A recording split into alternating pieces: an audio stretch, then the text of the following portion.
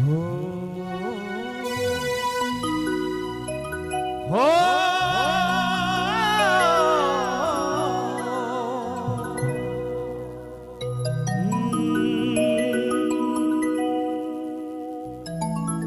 ही क्रांति करनारा गूंजी धरती आसमान से,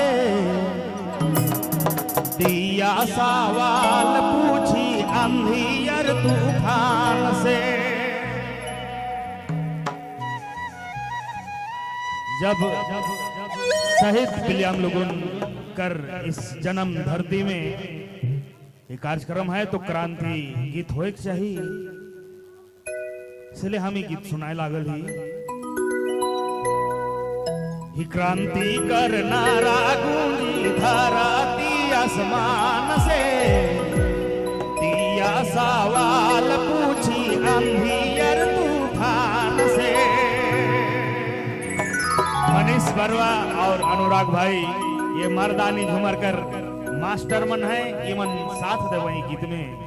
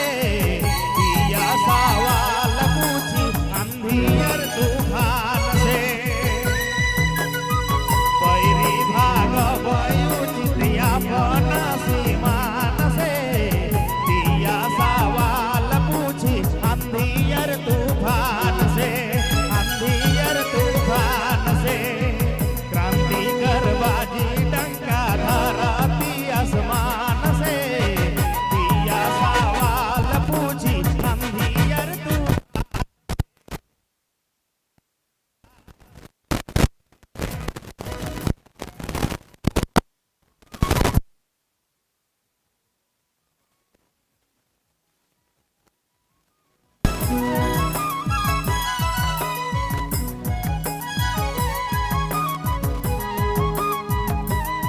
DJ Vijay Mobile Main Road Begima.